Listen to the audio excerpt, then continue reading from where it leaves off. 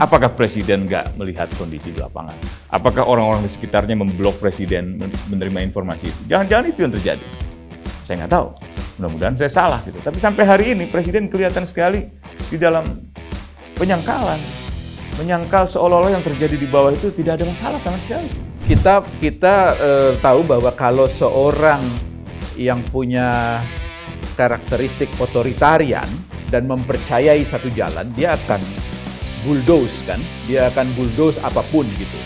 Halo, selamat datang di 17+8 Diskursus Network bersama saya Tasya Felder. Sebelumnya silakan sobat dan subscribe channel ini. Ikuti juga berbagai media sosial kami @Diskursus Network.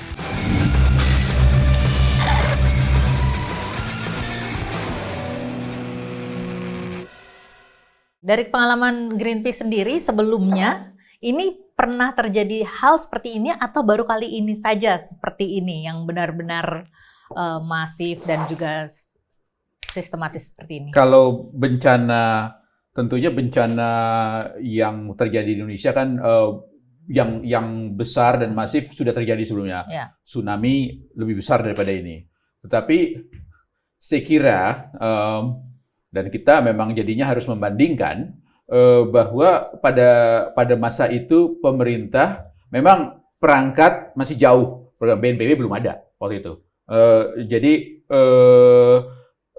Tetapi keterbukaan, kesadaran bahwa bencana pada skala seperti ini membutuhkan solidaritas, membutuhkan bantuan dari semua pihak, bahkan secara global, itu ada dulu pada masa pemerintahan sebelumnya begitu. Nah, kita melihat di sini ada kontradiksi sebenarnya, cukup banyak kontradiksi. Pertama, ini saya setuju sekali, ini pemerintahan yang militeristik. Militeristik itu kan artinya bahwa mereka tidak mau mendengar yang berbeda gitu. Satu arah begitu. Betul. Ya. Disebutkan juga kan kadang-kadang secara pemerintahan komando begitu ya. Untuk sebuah pemerintahan komando yang tentu saja tidak kompatibel dengan demokrasi, ini koordinasi yang chaos ini, belepotan ini kan kontradiksi. Kalau mau bilang pemerintahan komando kan harusnya tersusun rapi, gitu ya. Semuanya terselesaikan cepat, nggak ada itu. Nah, yang kedua, saya kira bahwa ini pemerintahan yang mengklaim bahwa Indonesia kuat, mandiri, resources cukup, nggak perlu. Dengan kita lihat sebenarnya perasaan-perasaan insecure kepada kritik-kritik dari masyarakatnya sendiri gitu ya, dari masyarakat sipilnya sendiri, yang coba dibungkam gitu ya dengan macam-macam cara, termasuk saya kira memberikan ruang bukan hanya di soal Sumatera, tapi sebelumnya tadi saya sudah refer kepada Tempo misalnya. Memberikan ruang untuk pelaku-pelaku teror yang merasa pihak-pihak yang merasa terganggu terhadap kritik-kritik masyarakat sipil, pers, untuk menyatakan ekspresi-ekspresi teror semacam yang kita lihat sekarang ini. Jadi kita punya persoalan sebenarnya besar sekali bahwa kalau kita tidak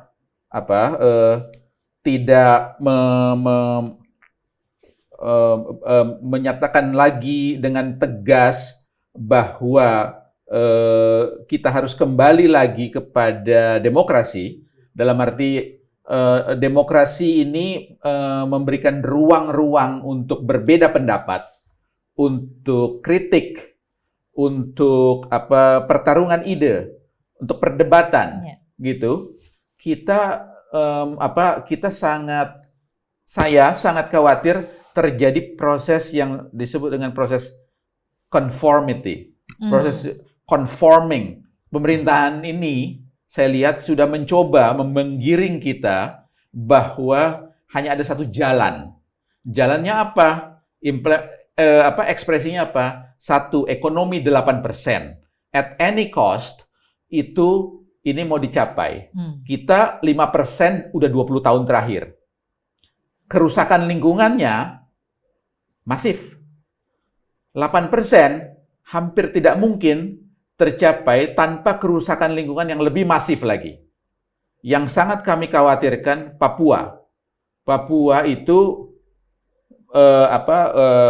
ini tadi Usman bilang bahwa masih kita urus Sumatera, udah dibilang bahwa Papua hutannya harus jadi sawit.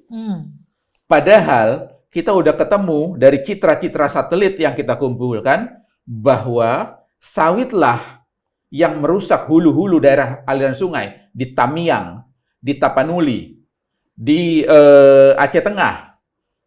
Itu udah clear sekali deforestasinya salah satunya oleh sawit. Selain tambang, selain hutan tanaman industri, kalau di Tapanuli itu industri pulp and paper yang menghabiskan hutan hujan tropisnya. Tetapi sepertinya pemerintah ini tidak belajar karena dalam skenario 8%-nya misalnya, dalam skenario swasembada pangannya, dia percaya betul dan dia mengajak semua orang percaya dan mengamininya bahwa hutan hujan tropis di Papua itu harus berubah menjadi sawah, menjadi padi, menjadi tebu untuk swasembada energi, dan tidak lagi menjadi hutan hujan tropis yang menghidupi masyarakat adatnya, yang menyediakan keanekaragaman hayati yang sangat kaya buat Indonesia. Ini persoalan kita serius sekali, karena proses kalau dia sudah rusak, yang terjadi ya seperti Sumatera. Yang terjadi di dataran yang sangat luas di Papua Selatan itu, yang sangat mungkin terjadi seperti Tamiang. Tamiang itu adalah dataran yang luas, dan sekarang kita lihat hampir seluruh kabupaten itu isinya lumpur saja, gitu, dan gelondongan-gelondongan. Jadi pemerintahan ini nggak belajar. Mudah-mudahan kami sih berharap belajar ya dari ini, tapi sepertinya enggak gitu, Mbak Tasya. Bahkan kalau untuk yang di Papua sendiri sudah langsung ditindak begitu ya, terjadi penindakan ataupun teror untuk aktivis-aktivis yang aktif bersuara. Banyak, jurnalis juga. Termasuk kasus terakhir terhadap tabloid Jubi misalnya. Atau aktivis yang ditembak misalnya. Ada banyak. Belum lagi yang baru-baru ini di Morowali, aktivis, jurnalis juga menjadi target. Morowali ini hutan-hutannya dieksploitasi untuk nikel.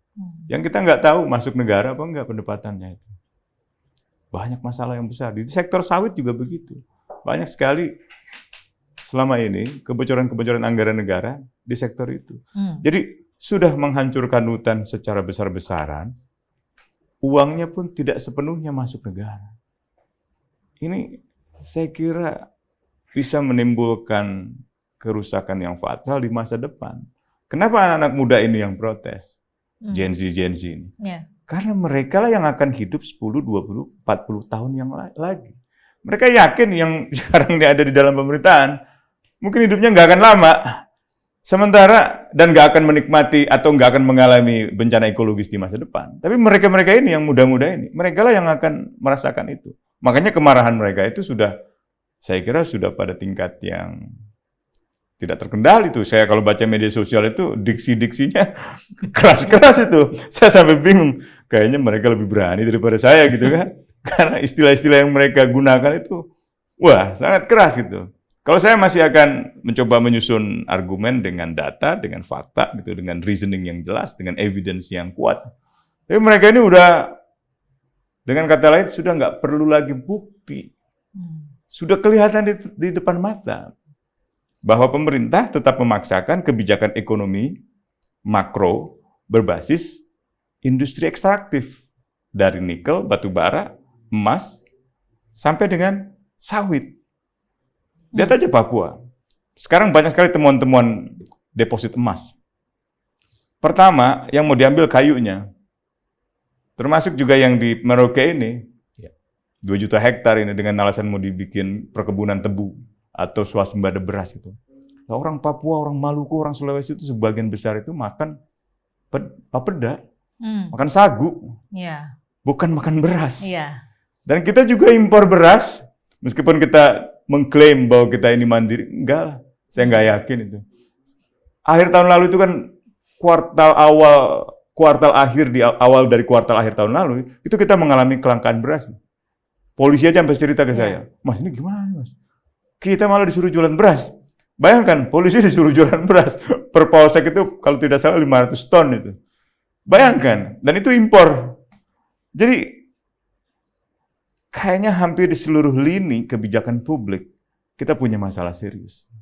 Tapi kemudian saya balik lagi ke Pak Leo tadi, mengatakan bahwa ini sebenarnya tujuannya adalah conformity begitu ya, menggiring masyarakat untuk bisa satu suara begitu dengan pemerintah. Tetapi kalau dengan penanganan demikian, bukankah ini jadi kontraproduktif? Karena banyak sekali justru membangkitkan tadi emosi dari Gen Z dan sebagainya, generasi muda jadi marah begitu ya.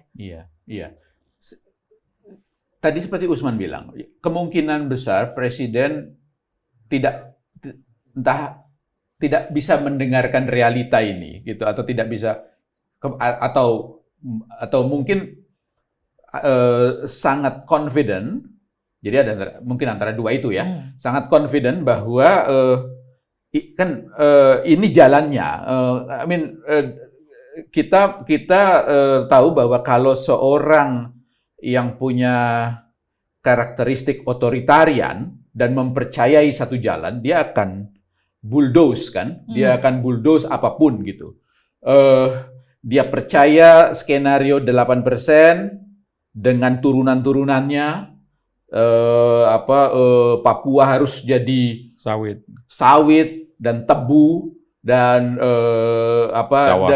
sawah dan semua nikel harus dihilirkan dan semuanya semua desa harus punya koperasi merah putih dan seterusnya. Itu susah sekali susah sekali memang untuk mendengar pandangan-pandangan lain.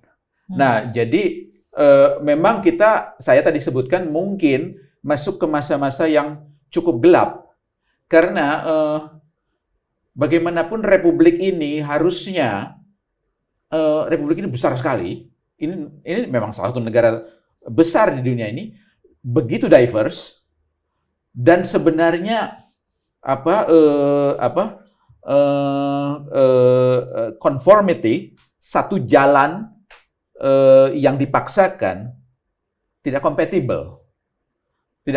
Bahwa dulu pernah dilakukan itu selama 32 tahun oleh rejim Orde Baru, oke, dengan mematikan demokrasi kan? Sekarang pemerintahan ini terpilih melalui demokrasi, tapi saya kira mencoba menerapkan praktek-praktek anti demokrasi, dan itu kita punya persoalan besar karena baik ekonomi, baik lingkungan, baik iklim, baik persoalan-persoalan sosial kita itu membutuhkan perdebatan. Tapi ini malah direpress begitu ya? Malah ditekan. Sementara kita juga mendengar ada kawan-kawan yang bilang bahkan dari sisi teknokratis juga banyak sekali kebijakan ini yang lemah gitu. Jadi kalau kan teknokratis itu kan kuncinya adalah evidence based, harus berdasarkan bukti. Banyak sekali yang meragukan kebijakan-kebijakan unggulan ini didasarkan pada evidence. Jadi ini yang kita punya persoalan. Di teknokratisnya lemah, kemudian anti demokrasi, kemudian mencoba menggiring ke seluruh kita ini untuk percaya pada sebuah jalan yang saya kira banyak problemnya, gitu. Anda bisa katakan bahwa negara sudah gagal dalam melindungi masyarakatnya? Udah berkali-kali saya katakan. Dan kadang-kadang saya berpikir ini terlalu rusak untuk bisa diperbaiki gitu. Makanya Gen Z itu banyak menyuarakan bangun ulang Indonesia. Gak bisa dengan sistem peraturan perundang-undangan yang ada, gak mungkin. Dengan kualifikasi para pejabat yang ada, hampir gak mungkin untuk bisa memperbaiki kerusakan di berbagai sendi. Sendi kehidupan politik, sendi kehidupan sosial, sendi ekonomi. Sendi kehidupan politik kita nggak punya kualifikasi demokrasi yang ideal. Bahkan Indonesia tahun lalu sudah bergeser dari demokrasi elektoral menjadi otoritarianisme elektoral. Kita bukan negara demokrasi lagi sebenarnya. Jadi secara sosial juga begitu. Banyak sekali teror-teror kepada masyarakat. Banyak sekali kehidupan sosial di masyarakat yang diintervensi oleh pemerintah. Bahkan kehidupan sosial yang paling mendasar di dalam konteks perhutanan, masyarakat adat. Kepemimpinan masyarakat adat, kepemilikan tanah ulayat masyarakat adat, hancur semua. Atas nama ekonomi tadi. Ekonomi komando yang mengandalkan ekonomi makro. Ekonomi makro ini sebenarnya untuk para ekonom dunia sudah dianggap gagal. Nggak bisa memperbaiki dunia. Lihat aja Amerika. Lihat aja Eropa. Sedang mengalami krisis besar. Alasan kenapa Donald Trump akhirnya menyerang atau mengambil alih Venezuela misalnya, dan bentar lagi Greenland dan lain sebagainya, itu karena fiscal crisis di sana. Prancis mengalami itu. Jepang bahkan yang kuat ekonominya mengalami itu. Australia mulai goncang. Di Inggris 100.000 orang dipecat. Di Indonesia mungkin 70.000 tahun lalu di PHK. Jadi kita akan menghadapi krisis fiskal yang luar biasa di tahun ini. Mungkin pemerintah akan berhutang lagi, dan 90% saya yakin pemerintah berhutang lagi, paling tidak 700-800 triliun. Dan kalau ini tidak diperbaiki, kalau sampai sendi-sendi kehidupan sosial ekonomi masyarakat terganggu lagi, tragedi Agustus kemarin, itu bisa terjadi di tahun ini, dan bisa jauh lebih besar. Kemarahan-kemarahan Gen Z ini kita bisa lihat secara komparatif di beberapa negara, di Bangladesh, terakhir di mana? Di Nepal. Madagaskar. Kemarahannya sudah bukan lagi, kalau zaman saya, 90-an, kita jatuhkan rezim, setelah itu ya kita bikin sistem yang baru. Kalau kita lihat pengalaman Nepal, pengalaman Bangladesh, pengalaman Madagaskar, mengerikan. Tetapi tentunya kan kita semua tidak ingin ya hal itu terjadi, karena tentunya akan take toll yang sungguh ini ya, sungguh parah. Kita semua nggak ingin terjadi, tapi kalau pemerintah mau nggak merubah kebijakan? Kan demonstrasi Agustus kemarin nggak akan terjadi kalau pemerintah bisa mengendalikan situasi ekonomi. Karena ekonomi kita turun hancur itu bulan Juli sampai awal Agustus, menggoncang kehidupan sosial ekonomi masyarakat. Ditambah lagi kebijakan ikat pinggang, austerity, kebijakan penghematan, efisiensi gitu.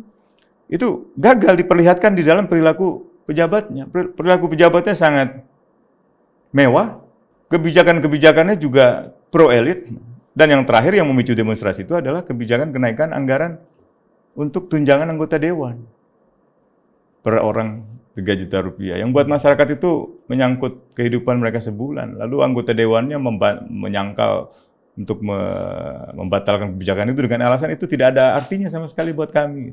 Bahkan beberapa anggota dewan yang artis, selebriti itu mengatakan, saya bisa 80 juta sehari. Masa 3 juta aja dipersoalkan? Wah, nggak ada kepekaan pada kehidupan masyarakat di bawah. Azril, salah satu yang ditangkap dan mengalami cedera otak yang cukup serius, itu anak tukang sampah. Dia pernah kerja sebagai sales, mungkin sales lapis keberapa gitu di Honda, gajinya hanya 400.000. Afan Kurniawan, 7 anggota keluarga, tulang punggung, ngontrak 1,2 juta, pendapatan Gojek 2-3 juta. Alfarisi juga ya? Alfarisi, dari yang sangat sehat, bugar 80 kg, tiba-tiba turun 30-40 kg. Kemarin Laras di Pengadilan Negeri Jakarta Selatan bercerita bagaimana ia sebagai seorang tahanan perempuan harus tidur di dalam ruangan yang seharusnya hanya 7-8 orang perempuan tahanan, diisi dengan 15 orang perempuan. Batasnya kan perempuan. Kalau tidur berdua aja kan, apalagi nggak kenal gitu kan, risih kan, nggak ada privasi. Ini 15 orang yang Laras cerita bahwa sikut ketemu sikut. Jadi alih-alih meredam atau alih-alih menjaga stabilitas keamanan, menjaga stabilitas politik itu, apa yang dilakukan oleh pemerintah dengan menangkapi mereka, memenjarakan mereka itu justru membongkar fakta-fakta baru tentang ketidakberesan di dalam sistem negara. Entah itu kondisi rutan, entah itu kondisi kepolisian, entah itu kondisi peradilan. Kemarin kasusnya Nadiem, tiba-tiba tentara berdiri tegak itu mengamankan sidang. Ini gimana sih? Tentara kan fungsi konstitusionalnya alat pertahanan negara, mengamankan negara dari serangan asing. Kalau ada operasi Donald Trump mau ke Indonesia, ya itu yang kita hadapi misalnya gitu. Tapi tentara jadi satpamnya kejaksaan.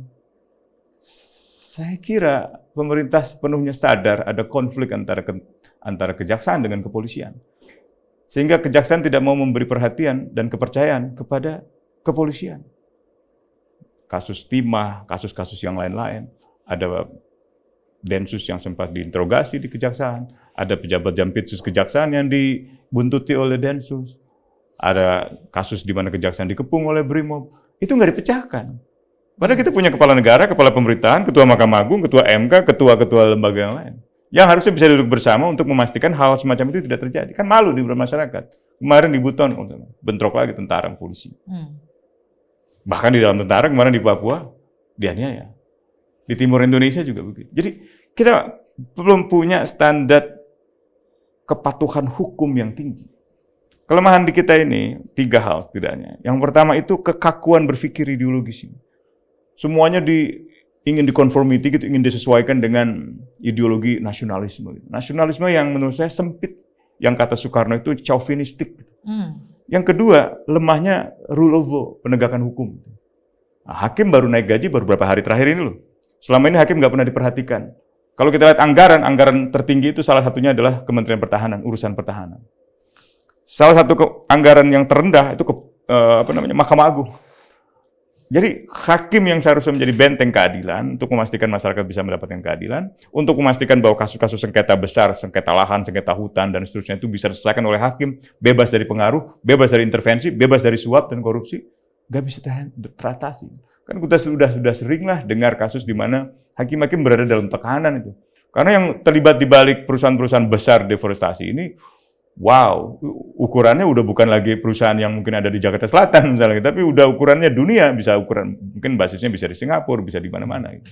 Jadi negara kita sebenarnya sudah hampir kehilangan semua kesempatan yang dimiliki untuk bisa memperbaiki, memastikan kesejahteraan bersama itu tercipta. Gitu. Krisis moneter 98 bisa selamat karena masyarakat punya caranya sendiri untuk menolong dirinya sendiri. Kehidupan ekonomi sektor informal itu berlangsung. Ekonomi makronya hancur. Perbankan hancur. Mata uang hancur. Nah tapi ekonomi informalnya berjalan sendiri. Nah sekarang yang terjadi persis seperti itu di Aceh, di Sumatera Utara, di Sumatera Barat. Masyarakat coba menghidupi dirinya sendiri tanpa bantuan pemerintah. Kalau istilah Bung Leo, absen negara. Tapi kan negara menyangka, enggak kita enggak absen. Siapa yang bilang absen? Ya kalaupun hadir, bentuknya penangkapan. Kalaupun hadir bentuknya tadi, jangankan negara dengan masyarakat, antara instansi yang tadi disebut chaos itu terjadi. Itu. Polisi cerita, tentara juga cerita, nggak ada arahan yang jelas. BNPB juga nggak capable, nggak kompeten. Di awal-awal malah merendahkan keseriusan situasi, menganggap remeh, seolah-olah itu tidak sedramatis yang ada di media sosial. Tapi nggak punya kemampuan untuk menunjukkan kemampuan yang tinggi dalam menanggulangi bencana alam. Anggarannya juga nggak cukup. Ketika presiden mau berkunjung, baru pasang-pasang tenda. Ini negara apa? Nggak melayani masyarakat dengan sungguh-sungguh. Nggak melindungi masyarakat dengan sungguh-sungguh. Dan akhirnya masyarakat ikut-ikutan. Menambang ilegal. Ya, kasus Bu Saudah ini, Nenek Saudah ini, yang di Sumatera Barat. Menyedihkan sekali itu. Ada kawan saya baru pulang kampung ke Bonjol. Dia sedih banget karena pulangnya itu jembatan putus, sungai kelihatan sekali hancur, hutan-hutannya udah mulai babat. Dalam sudut pandang mereka, wah ini masyarakat sendiri yang melakukan penambangan ilegal. Tapi kan sebenarnya masyarakat nggak mungkin melakukan itu kalau pemerintah nggak melakukan itu. Ya ikan, busuknya kan dari kepala, bukan dari buntut. Jadi kalau pemerintah mau Indonesia sejahtera, ya perbaiki kebijakan itu. Koreksi kebijakan ekonomi itu. Jamin kebebasan berpendapat. Nggak mungkin tanpa partisipasi masyarakat, pemerintah bisa membangun Indonesia yang sejahtera, yang adil. Nggak mungkin. Artinya harus ada kesadaran dari pemerintah untuk melakukan itu. Iya. Nggak ada kesadarannya kayaknya. Penyangkalan yang ada. Lihat aja menteri-menteri itu. Dari awal sampai sekarang. Pencitraan aja. Maaf kalau saya harus keras itu. Saya nggak melihat ada niat baik untuk merubah. Yang ada adalah penyangkalan demi penyangkalan. Dan data-datanya nggak bisa dipertanggungjawabkan. Oke, kalau gitu apa yang harus dilakukan jika bersuara saja itu mendapatkan represi atau pembungkaman upaya-upaya untuk bersuara oleh para aktivis? Apa yang kalau begitu harus dilakukan? Sekarang ini kita lagi coba mengupayakan perbaikan hukumnya, misalnya hukum pidana. Karena hukum pidana ini yang baru melonggarkan kriminalisasi, bahkan menambah pasal-pasal baru kan. Pasal penghinaan presiden tadinya kan nggak ada, sekarang ada. Pasal penghinaan institusi negara sekarang ada. Pelarangan Marxisme bahkan kembali lagi. Padahal Soekarno, Presiden pertama Republik Indonesia atau Perdana Menteri pertama Indonesia, Syahrir atau Tan Malaka dan para pendiri bangsa lain, semuanya Marxis. Dengan ideologi Marxisme lah mereka melawan kolonial. Tiba-tiba pandangan Marxisme itu sekarang kembali dilarang di dalam hukum pidana yang baru kita.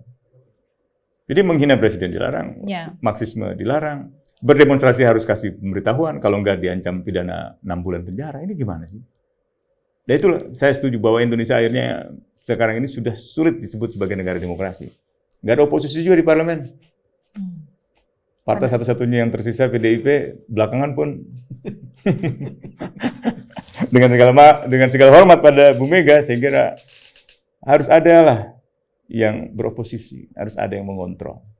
Pandangan Anda Pak Leo bagaimana? Apa yang harus dilakukan oleh mungkin masyarakat karena apa yang disampaikan oleh masyarakat yang cukup berani ini kemudian dibungkam, tetapi juga hukum pun tidak bisa diharapkan karena penegakannya juga menurut Bang Usman ini cukup lemah. Kemudian apa yang harus kita lakukan kalau begitu? Karena tentunya kita juga tidak menginginkan kan ya terjadi kerusuhan dan sebagainya. Kita tidak menginginkan kerusuhan yang memakan banyak korban, tapi kita menginginkan perubahan yang fundamental dan bahkan mungkin radikal. Jadi saya kira semua upaya ini sekarang tentunya zaman digital, semua upaya kekritisan harus lanjut. Karena kita itu kan fondasinya ya. Kalau kita takut, semua takut, ya kita membiarkan proses ini, pembusukan ini terjadi. Nah, berlangsung terus. Nah, saya kira kita perlu punya tadi Usman bilang sebuah parlemen yang menyadari bahwa tugasnya adalah berdebat, parley, berbicara, memperdebatkan kebijakan-kebijakan yang banyak problematik ini. Jadi bukan menjadi parlemen yang rubber stamp, yang stempel.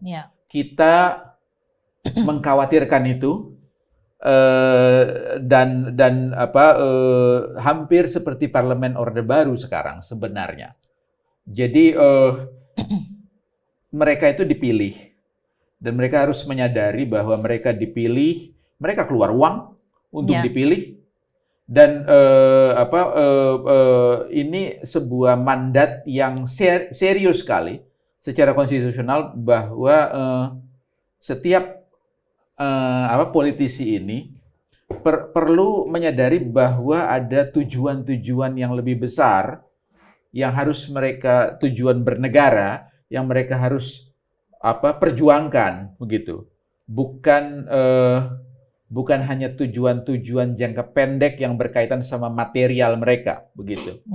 Nah, saya kira satu yang mungkin kita belum bicarakan, tetapi ini tentu saja juga banyak catatannya, adalah kita harus mungkin membawa tokoh-tokoh agama yang ini negara ini dengan segala persoalannya bagaimana tercatat sebagai satu negara yang paling religius di dunia ini, sekaligus negara yang paling problematik gitu ya.